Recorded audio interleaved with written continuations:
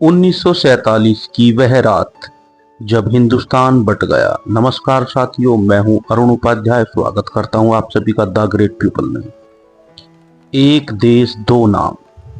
कल्पना कीजिए एक ऐसा घर जहां सदियों से एक ही आंगन में लोग रहते आए हों। एक ही बाजार में हिंदू, मुस्लिम, सिख और दूसरे समुदायों के लोग अपनी दुकानें चलाते हों। एक दूसरों के त्योहारों में शामिल होते हों।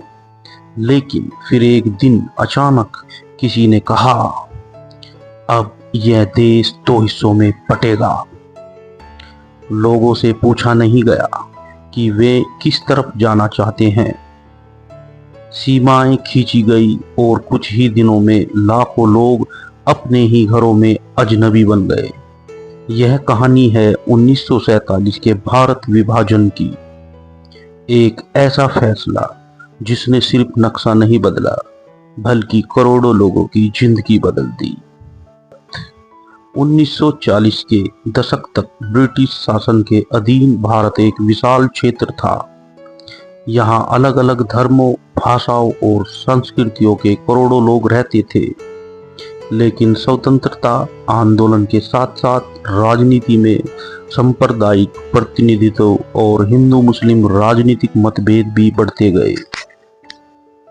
मुस्लिम लीग के नेता मोहम्मद अली जिन्ना अलग मुस्लिम राजनीतिक पहचान और अंततः अलग राष्ट्र की मांग के सबसे प्रमुख नेताओं में बन गए। दूसरी तरफ भारतीय राष्ट्रीय कांग्रेस एक संयुक्त स्वतंत्र भारत की कल्पना कर रही थी। द्वितीय विश्व युद्ध के बाद ब्रिटेन आर्थिक और राजनीतिक रूप से कमजोर हो चुका था। अब उसके लिए भारत पर लंबे समय तक शासन करना मुश्किल था।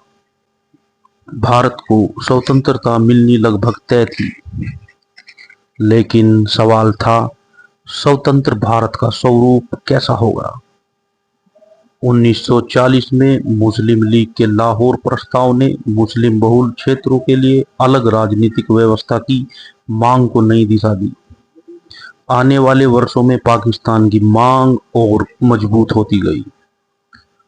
1946 में कैबिनेट मिशन ने एक ऐसे भारत का प्रस्ताव रखा जिसमें देश एक संघ के रूप में रह सकता था।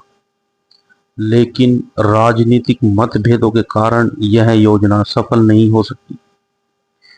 स्थिति तेजी से बिगड़ने लगी। कलकत्ता और फिर दूसरे क्षेत्रों में सांप्रदायिक हिंसा ने पूरे देश को हिला दिया। आम लोग डरने लगे। जो पड़ोसी कल तक साथ रहते थे, उनके बीच भी अविश्वास बढ़ने लगा। फरवरी 1947 में ब्रिटिश प्रधानमंत्री क्लेमेंट इटली ने घोषणा की कि ब्रिटेन जून 1948 तक भारत को सत्ता हस्तांतरित कर देगा। लेकिन भारत के अंतिम वायसराय के रूप में लॉर्ड लुई माउंटबेटन के आने के बाद घटनाएं बहुत तेजी से आगे बढ़ी। 3 जून 1947 को भारत के विभाजन की योजना सामने रखी गई। दो अलग राष्ट्र बनने वाले थे और अब सबसे बड़ा सवाल था, सीमा कहां खींची जाएगी। सीमा निर्धारित करने की जिम्मेदारी ब्रिटिश वकील सर सिरिल रैडक्लिफ को दी गई। सबसे चौंकाने वाली बात यह थी कि उन्हें भारत का बहुत कम प्रत्यक्ष अनुभव था। उन्होंने पंजाब और बंगाल को बांटने के लिए नक्शों, जनसंख्या के आंकड़ों और अन्य प्रशासनिक जानकारी का इस्तेमाल किया। लेकिन जमीन पर रहने वाले लोगों के लिए यह सिर्फ एक रेखा नहीं थी, यह उनके घर और बेघर होने के बीच की रेखा थी।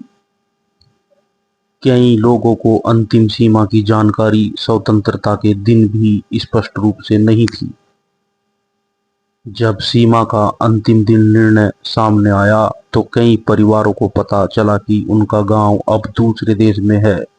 14 अगस्त 1947 को पाकिस्तान स्वतंत्र हुआ।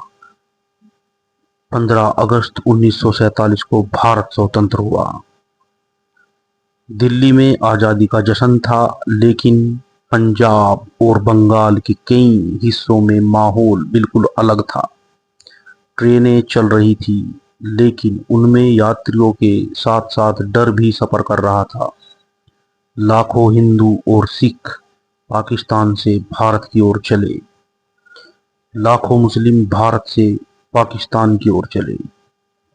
कई लोग बैलगाड़ियों से निकले, कई पैदल तो कई ट्रेन से, और कुछ अपने घरों से निकलने के बाद कभी अपनी मंजिल तक नहीं पहुंच सके। विभाजन के दौरान बड़े पैमाने पर हिंसा हुई। हत्या, लूटपाट, आगजनी और अपहरण की घटनाओं ने पूरे क्षेत्र को अपनी चपेट में ले लिया। इतिहासकारों के अनुमान अलग अलग हैं, लेकिन लगभग 1.25 करोड़ से अधिक लोगों के विस्थापित होने की बात व्यापक रूप से स्वीकार की जाती है। मृतकों की संख्या को लेकर भी अलग अलग अनुमान हैं। यानी इतिहास में दर्ज यह सिर्फ राजनीतिक घटना नहीं थी, यह करोड़ों लोगों की निजी त्रासदी थी। किसी ने अपना घर खोया, किसी ने अपनी जमीन, किसी ने अपना कारोबार, और बहुत से लोगों ने अपने परिवार के सदस्य। जब देश आजादी का जश्न मना रहा था, महात्मा गांधी दिल्ली में जश्न के केंद्र में नहीं थे। वह सांप्रदायिक हिंसा को रोकने के लिए लोगों के बीच जाने और शांति की अपील करने में लगे थे। नोआखाली, बिहार और बाद में कलकत्ता में उन्होंने शांति स्थापित करने के लिए प्रयास किए।